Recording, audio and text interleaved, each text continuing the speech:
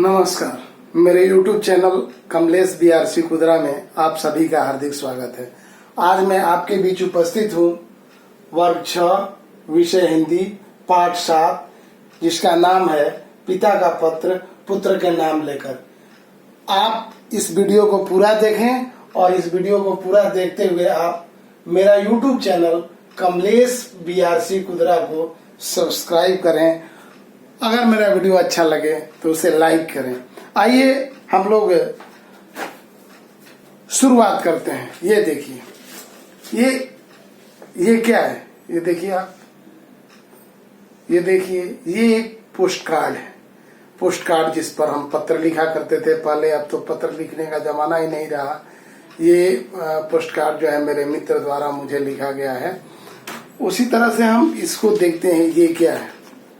ये अंतरदेशीय पत्र है, जिस पर पत्र लिखा जाता था। ये इतना चौड़ा लंबा हुआ करता था, आप देख लें। ये भी मेरे मित्र के द्वारा मुझे लिखा गया है जब मैं दूसरी जगह रहता था, और मैंने इसको आज तक संभाल कर रखा है। तो मैं ये पत्र आपको क्यों दिखा रहा हूँ? क्योंकि आज जिस पाठ पर मैं चर्चा करने जा रहा हूँ उसका नाम है पिता का पत्र पुत्र के नाम। तो ये पाठ जो है, ये पत्र जो है, इस पाठ में हमारे बापू राष्ट्रपिता, भारत के राष्ट्रपिता महात्मा गांधी के द्वारा अपने पुत्र को लिखा गया है। और कहां से लिखा गया है? प्रिटोरिया जेल से लिखा गया है। और कब लिखा गया है? तो ये लिखा गया है 25 मार्च 1909 ईस्वी को। इस पाठ में हम लोग चर्चा करेंगे। इस पाठ के भावार्थ पर भी आदर्श वाचन होगा। साथ ही साथ हम लोग ये भी चर्चा करेंगे पत्र किसे कहते हैं और पत्र कितने प्रकार के होते हैं, पत्र कैसे लिखा जाता है। भावार्थ के साथ साथ इस पाठ के सभी प्रश्नों के उत्तर पर जो पाठांत में दिए गए हैं, पाठ के अंत में दिए गए हैं, उस पर भी हम चर्चा करेंगे। आइए सबसे पहले हम लोग आदर्श पाठ करते हैं। ये जो है ये आपके पुस्तक का नाम है किसलय कक्षा 6 भाग 1, और ये है आपका पाठ 7, जिसका नाम है पिता का पत्र पुत्र के नाम। तो आइए हम लोग आदर्श वाचन शुरू करते हैं। प्रिटोरिया जेल 25 मार्च 1909। प्रिय पुत्र, प्रति मास एक पत्र लिखने और एक पत्र प्राप्त करने का अधिकार मुझे मिला है। अब मैं पत्र लिखूं, किसे लिखूं? मिस्टर रिच का, मिस्टर पोलक का और तुम्हारा ख्याल मुझे बारी बारी से आया, लेकिन मुझे तुम्हें ही लिखना पसंद किया। लेकिन मैंने तुम्हें ही लिखना पसंद किया क्योंकि पढ़ने के समय तुम्हारा ही ध्यान मुझे बराबर आता था। मेरे बारे में तुम जरा भी चिंता मत करना। विशेष कुछ कहने का अधिकार मुझे नहीं है। मैं पूर्ण रूप से शांति में हूँ। आशा है कि बात अच्छी हो गई होंगी। मुझे मालूम है कि तुम्हारे कुछ पत्र यहाँ आए हैं, लेकिन वे मुझे नहीं दिए गए। फिर भी डिप्टी गवर्नर की उदारता से मुझे मालूम हुआ कि बा का स्वास्थ्य सुधर रहा है। क्या वे फिर से चलने फिरने लगी हैं? बा और तुम लोग सवेरे दूध के साथ साबुदाना बराबर ले रहे होंगे। चलिए आदर्श वाचन में इतना ही करते हैं। अब आगे आते हैं, जरा देखते हैं इसमें कठिन शब्दों के अर्थ क्या क्या दिए हुए हैं। तो इसमें कठिन शब्दों के अर्थ में दिया हुआ है आमोद प्रमोद मतलब सुख चैन, सुव्यवस्थित मतलब अच्छी व्यवस्था से युक्त। इसके बाद भान मतलब ज्ञान या बोध, सद्गुण का अर्थ है अच्छा गुण, कृत्रिम का मतलब है बनावटी, शांत चित्त का मतलब है शांत हृदय वाला, निराने का मतलब है निकौनी करना। तो इस प्रकार जो कठिन शब्द भावार्थ में भी आएंगे उस पर भी मैं चर्चा करूंगा। आगे चलिए हम लोग इसके भावार्थ पर बात करते हैं। प्रतिमास एक पत्र लिखने, आप जानते हैं पत्र लिखने में सबसे ऊपर जहां से हम पत्र लिखते हैं उस जगह का नाम लिखते हैं और उसके नीचे दिनांक लिखते हैं। इसके बाद जिसको हम पत्र लिख रहे हो ये तो हम लिख देते हैं दाहिने साइड में। बाएं साइड में थोड़ा उससे नीचे जिसको हम पत्र लिख रहे हैं उसका संबोधन लिखते हैं। तो यहाँ प्रिटोरिया जेल लिखा हुआ है। 25 मार्च 1919 को गांधी जी ने अपने पुत्र मणिलाल गांधी को ये पत्र लिखा, तो डेट लिखा हुआ है। इसके बाद अपने पुत्र के लिए संबोधित करते हैं प्रिय पुत्र। और अंग्रेजी सत्ता था वहां पर, अंग्रेजों के गुलाम लोग थे। तो जेल में जो लोग होते थे उनको पत्र लिखने का कितना लिखना है ये आदेश निकलता था। तो महात्मा गांधी ने लिखा है कि प्रति मास यानी महीने में एक पत्र प्राप्त करने का और लिखने का मुझे अधिकार मिला हुआ है। अब मैं पत्र किसे लिखूं? कह रहे हैं कि मैं सोच रहा था पत्र किसे लिखूं, मिस्टर रिच का, मिस्टर पोलक का, और तुम्हारा ख्याल मुझे बारी बारी से आया, लेकिन मैं तुम्हें ही लिखना पसंद किया। गांधी जी बोलते हैं कि मैं तुम्हें ही लिखना पसंद किया क्योंकि जब भी मैं पढ़ने बैठता हूँ तो तुम्हारा ही याद मुझे आता है। मेरे बारे में तुम जरा भी चिंता मत करना। आगे लिखते हैं, मेरे बारे में तुम जरा भी चिंता मत करना, विशेष कुछ कहने का अधिकार भी मुझे नहीं है। मैं पूर्ण रूप से शांति में हूँ, पूर्ण रूप से शांत चित्त हूँ, अच्छे तरीके से हूँ। ये गांधी जी लिखते हैं। आगे लिखते हैं, आशा है बा अच्छी हो गई होंगी। बा किसे कहा जाता है? तो बा महात्मा गांधी की पत्नी कस्तूरबा के लिए बा उपनाम का प्रयोग किया जाता था। तो उम्मीद व्यक्त की है कि कस्तूरबा अच्छी हो गई होंगी। मुझे मालूम है तुम्हारा कुछ पत्र यहाँ पर आया हुआ है, लेकिन वह मुझे नहीं दिया गया। लेकिन डिप्टी गवर्नर बहुत अच्छे हैं और उनके सौजन्य से मुझे उन्होंने बताया कि बा का स्वास्थ्य अब धीरे धीरे सुधर रहा है। अब तुम अगले पत्र में बताना हमें कि क्या वह फिर से चलने फिरने लगी हैं। और ये एक उम्मीद व्यक्त करते हैं, एक आशा व्यक्त करते हैं कि सुबह सुबह तुम लोग दूध के साथ साबूदाना जरूर ले रहे होंगे। आगे लिखते हैं, और अब कुछ तुम्हारे विषय में कहना चाहूंगा। गांधी जी अपने पुत्र के विषय में कुछ कह रहे हैं कि तुम कैसे हो, तुम पर जो जिम्मेवारी मैंने डाली है। गांधी जी कुछ उन पर जिम्मेवारी डाले हुए हैं, उसके बारे में लिखते हैं कि तुम उसके सर्वथा योग्य हो, तुम उन जिम्मेवारियों को पालन करने लायक हो और आनंद से उसे निभा रहे होगे, ऐसी मुझे आशा है। गांधी जी पत्र में लिखते हैं कि जो जिम्मेवारी मैं तुम पर सौंप के आया हूँ, जो काम मैं तुम्हें सौंप के आया हूँ, मुझे उम्मीद है कि तुम अच्छे तरीके से और आनंद के साथ उसे कर रहे होगे। मैं जानता हूँ कि तुम्हें अपनी शिक्षा के प्रति असंतोष है। गांधी जी अपने बेटे के बारे में जानते हैं और कहते हैं कि मैं जानता हूँ कि तुम्हें अपनी शिक्षा के बारे में असंतोष है। जेल में मैंने यहाँ खूब पढ़ाई की। अपने बारे में गांधी जी लिखते हैं कि जेल में मैंने यहाँ खूब पढ़ाई की और मैं समझता हूँ कि केवल अक्षर ज्ञान ही शिक्षा नहीं है। गांधी जी लिखते हैं कि मैं समझता हूँ, मैं यहाँ खूब पढ़ा और उस पढ़ने का नतीजा है कि मैं समझता हूँ कि केवल अक्षर ज्ञान ही शिक्षा नहीं है। सच्ची शिक्षा तो चरित्र निर्माण और कर्तव्य का बोध है।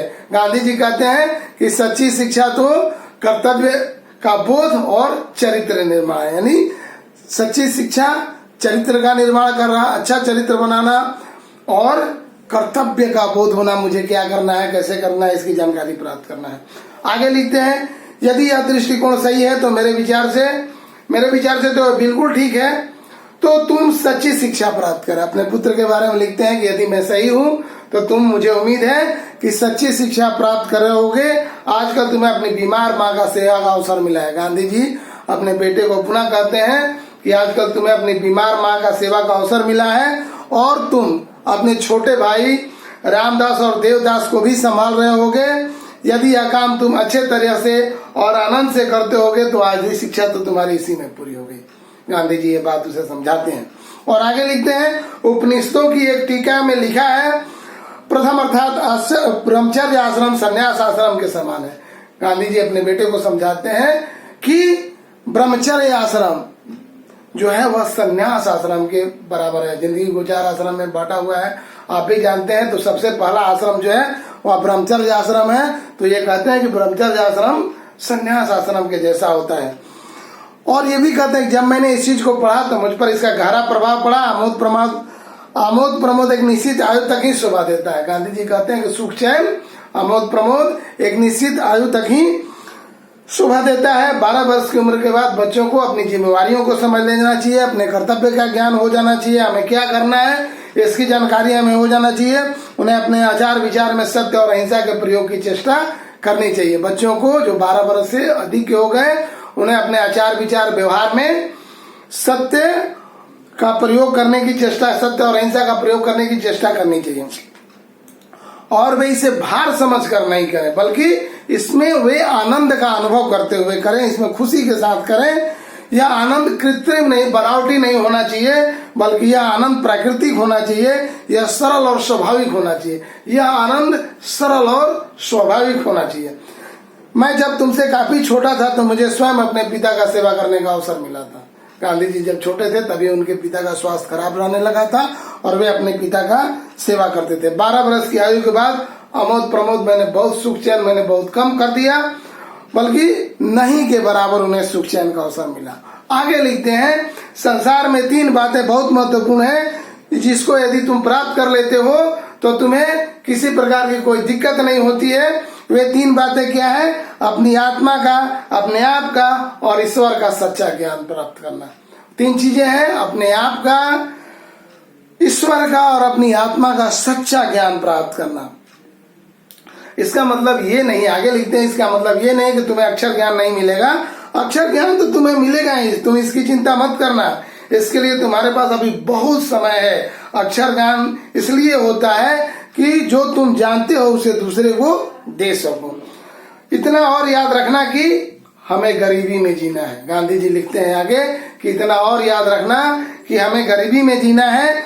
जितना अधिक मैं विचार करता हूँ उतना ही अधिक मुझे लगता है कि गरीबी में ही सुख है। गांधी जी एक बात कहते हैं कि गरीबी में ही सुख है, अमीरों की तुलना में गरीबी अधिक सुखद है।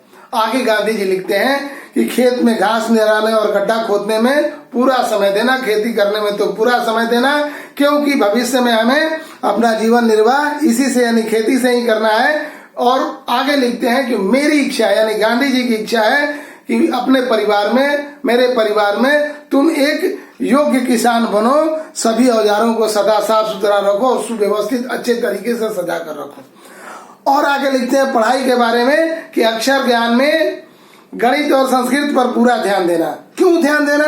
भविष्य में संस्कृत तुम्हारे लिए बहुत उपयोगी सिद्ध होगी। ये दोनों विषय बड़ी उम्र में सीखना कठिन हो जाता है। बड़ी उम्र में आदमी ठीक से नहीं सीख पाता है, इसलिए तुम छोटी उम्र में ही गणित और संस्कृत पर बहुत ध्यान देना और संगीत में भी बराबर रुचि बनाए रखना। आगे क्या लिखते हैं देखते हैं। हिंदी, गुजराती और अंग्रेजी के चुने हुए भजनों और कविताओं का एक संग्रह तैयार करना चाहिए।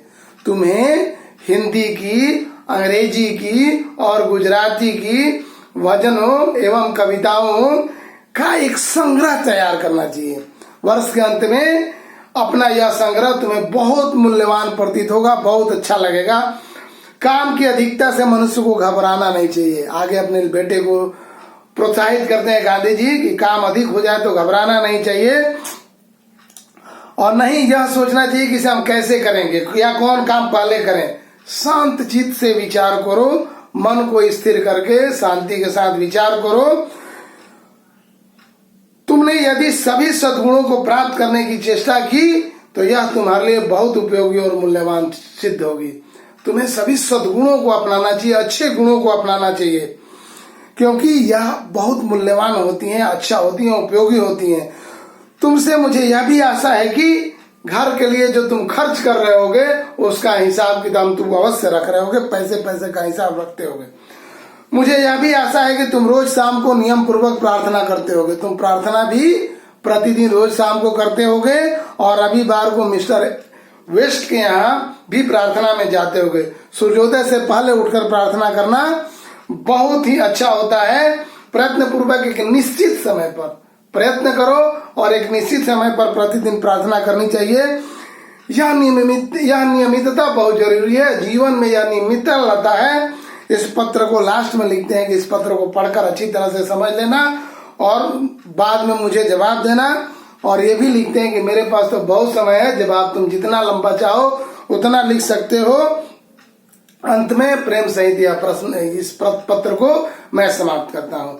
आगे इधर लिखा हुआ है तुम्हारा पिता मोहनदास और इधर लिखा हुआ है जिसको पत्र भेजा जाता है उसको बाएं तरफ लिखा जाता है Shri Manilal Gandhi, Indian opinion, Phoenix, Natal.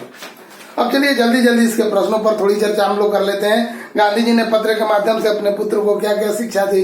Gandhi ji अपने पुत्र को सच्ची शिक्षा के बारे में बताते हैं कि सच्ची शिक्षा जो है वह चरित्र निर्माण और कर्तव्य का बोध है। इसके बाद गांधी जी बताते हैं कि 3 चीजें जीवन में बहुत महत्वपूर्ण है, अपने आप को, ईश्वर को और अपने आप को, ईश्वर को और अपनी आत्मा को, आत्मा का सच्ची ज्ञान प्राप्त कर लेना। तो ये सब जो है सीख गांधी जी पत्र के माध्यम से देते हैं। गांधी जी ने असली शिक्षा किसे माना है? तो गांधी जी असली शिक्षा चरित्र निर्माण और कर्तव्य का बोध को मानते हैं। गांधी जी के पत्र के माध्यम से किन 3 बातों को महत्वपूर्ण माना है? तो गांधी जी पत्र के माध्यम से 3 बातें, ये तीसरा प्रश्न है, 3 बातें किस किस चीज को महत्वपूर्ण माना है? तो अपनी आत्मा को, अपने आप को और ईश्वर को, ईश्वर का सच्चा ज्ञान प्राप्त करना। बा के उपनाम से कौन जाना जाता था? तो बा के उपनाम से कस्तूरबा को जाना जाता था जो गांधी जी की पत्नी थी। गांधी जी, अब ये जो मल्टीपल ऑप्शंस वाले प्रश्न हैं, वैकल्पिक उत्तर वाले प्रश्न हैं। गांधी जी ने अपने किस पुत्र को पत्र लिखा, उसका नाम क्या है? तो देखिए, देवदास गांधी, मणिलाल गांधी, मोहनदास गांधी, रामदास गांधी। तो मणिलाल गांधी को उन्होंने पत्र लिखा था। गांधी जी ने यह पत्र कहाँ से लिखा था? तो गांधी जी यह पत्र प्रिटोरिया जेल से लिखे थे। चारों ऑप्शन में ये देख लीजिएगा। गांधी जी ने यह पत्र कब लिखा? तो गांधी जी ने यह पत्र 25 मार्च 1909 ईस्वी को लिखा। आगे है, पाठ से आगे के प्रश्न में आप अपने पिता को गांव या शहर की जीवन शैली के संबंध में एक पत्र लिखिए। तो सबसे पहले आप पत्र लिखने के लिए कागज लीजिए और दाहिनी तरफ ऊपर में आप कहाँ से लिख रहे हैं, अपने गांव का नाम, नीचे डेट, और इधर लिखिए पूज्य पिताजी, सादर प्रणाम, मैं कुशल से हूँ। गांव का जीवन शहर के जीवन से बहुत बेहतर है। यहाँ बहुत प्रदूषण है, यहाँ रहना मुश्किल है। इसलिए मैं ये जितना मैं जानता हूँ उसमें मुझे लगता है कि शहर का जीवन गांव के जीवन से अच्छा नहीं है। विशेष सब अच्छा है। माँ को मेरा प्रणाम कहना और फिर आप लिखिए आपका आज्ञाकारी पुत्र, आपका प्रिय पुत्र, और फिर इधर जो है पिता का नाम लिख दीजिए। हो गया। आप अपने गांव के किसान के बारे में कुछ लाइन लिखिए, किसान के जीवन को देखिए, उसके बारे में लिखिए। क्या हमें पत्र लिखना चाहिए? हमें बिल्कुल पत्र लिखना चाहिए। हाँ, तो क्यों? इसलिए कि हम पत्र में हम जो संवेदना व्यक्त कर सकते हैं वह किसी दूसरे माध्यम से नहीं कर सकते हैं, तो हमें पत्र लिखना चाहिए। व्याकरण से संबंधित प्रश्न है, वाक्य बनाए, जैसे पत्र से वाक्य बनाना है। मैं एक पत्र लिखता हूँ। जैसे शिक्षा से वाक्य बना, वाक्य कहते किसे हैं? तो शब्दों का ऐसा समूह जिसका अर्थ और अभिप्राय स्पष्ट हो, उसे वाक्य कहते हैं। शब्दों का ऐसा समूह जिसका अर्थ और अभिप्राय स्पष्ट हो, उसे वाक्य कहते हैं। वाक्य बनाने के लिए पत्र मैं एक पत्र लिखता हूँ। शिक्षा, बच्चों की शिक्षा बहुत जरूरी है। आश्रम, सबसे पहला ब्रह्मचर्य आश्रम है। जिम्मेवारी, हमें जिम्मेवारियों का पालन करनी चाहिए, महत्वपूर्ण, यह बात हमारे लिए बहुत महत्वपूर्ण है। गरीबी में ही सुखद जीवन का चाबी छिपा हुआ है। तो इस तरह से आप वाक्य बना सकते हैं। पाठ जोड़शाला बराबर पाठशाला, तो उसी तरह का एक निम्नलिखित शब्दों में प्रत्यय को चुनकर लिखिए। जैसे उदारता में ता प्रत्यय है, नियम पूर्वक में पूर्वक प्रत्यय है, मूल्यवान में वान प्रत्यय है, स्वाभाविक में इक प्रत्यय है और लड़कपन में पन प्रत्यय है। प्रत्यय किसे कहते हैं? तो वैसा शब्दांश जो किसी शब्द के अंत में लगकर उस शब्द का अर्थ परिवर्तित करते, उसे प्रत्यय कहते हैं। जैसे उदारता में ता लग गया। अब नीचे लिखे भाववाचक संज्ञा दी गई है, नीचे भाववाचक संज्ञा दी गई है, उससे विशेषण, जैसे महत्वपूर्ण, और वाक्य में प्रयोग करिए। राम हमारे लिए आज भी महत्वपूर्ण है। निश्चयी, वह निश्चयी मनुष्य है। उपयोगी, यह वस्तु हमारे लिए उपयोगी है। सहानुभूति पूर्वक, हमें सबसे सहानुभूति पूर्वक व्यवहार करना चाहिए। मानवता, मानव से मानवीय, तो मानवीय गुण का प्रदर्शन हमें करना चाहिए। हमें मानवीय गुण का प्रदर्शन करना चाहिए। अब कुछ करने को, गांधी जी के जीवन से संबंधित मुख्य बातों को अपनी कक्षा में सुनाइए। ये तो आपको करना है, जरूर सुनाइएगा। अन्य महापुरुषों के पत्र इकट्ठा करिए, संकलित करिए और उसे अपनी कक्षा में अपने प्रदर्शित कर शिक्षकों और मित्रों से चर्चा कीजिए। नेटाल कहाँ है खोजिए, दक्षिण अफ्रीका में है, उसको मानचित्र पर दिखाइए। तो इस प्रकार से यह पाठ समाप्त हुआ। चलिए फिर मिलते हैं हम लोग वर्कशॉप विषय हिंदी के किसी दूसरे पाठ में। आप इस चैनल को जरूर सब्सक्राइब करिए। तब तक के लिए नमस्कार।